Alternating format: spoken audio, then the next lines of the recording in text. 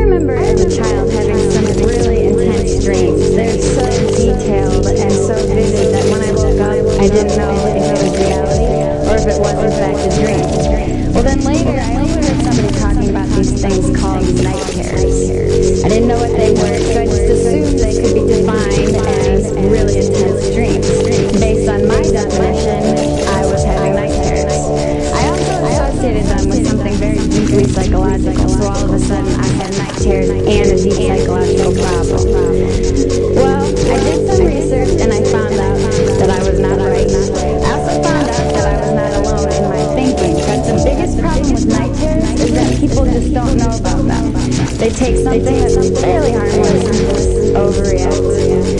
And I don't want that to be your story. It's very important to know about them because you never know where it's going to happen. You could have one, you could have a roommate that has one, you may have children someday that experience them.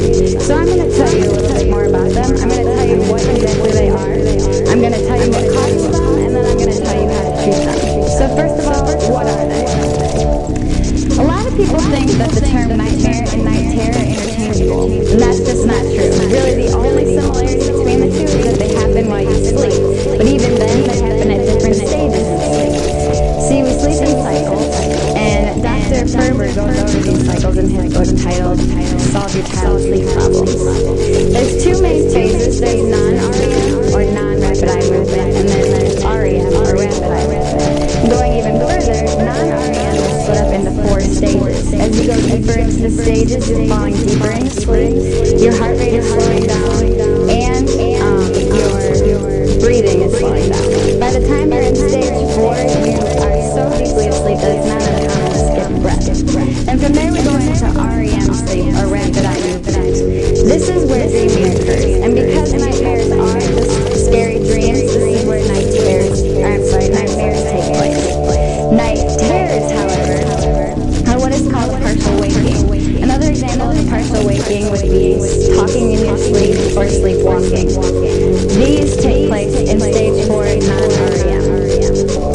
That's just one difference. There are so many more. Dr. Ferber goes over these also in his book. Another difference is a child's behavior and appearance.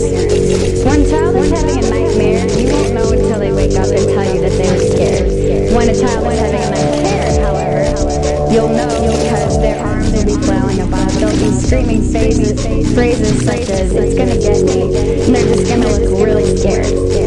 Another difference is responsiveness. When a child has a nightmare, they're gonna want you to be there. They're gonna want your comfort. But when they're having a night terror, they're most likely gonna push you away.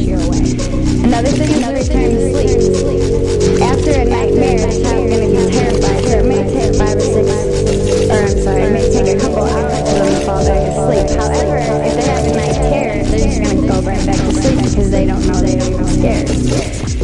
To go along with that, since they don't remember the night terror, they won't be able to give you any kind of a description of the dream. To give you a little feel of what the child is experiencing, Dr. Ferber uses this example. He says that, imagine you've gone to sleep, and an hour later you hear a gunshot. You wake up, but you're still kind of groggy. You know you need to do something. It just takes a couple of seconds to wrap your brain around enough information to take action. What's those couple of seconds? That's what it might feel like. So I hope you have a better understanding of what it is. But why do they happen? Well, there's 3 main influences. There's age, environment, and there's triggers. First of all, age. In children up to about age 6, it's developmental. Like I said, it's a partial waking. And these partial wakings will occur in all children. They just may not be as extreme as some. After the age of 6, however, it may be something that relates to psychological things. For example, a parent's divorce, a new baby being born into the family, or moving. There's a story about a patient named Christopher.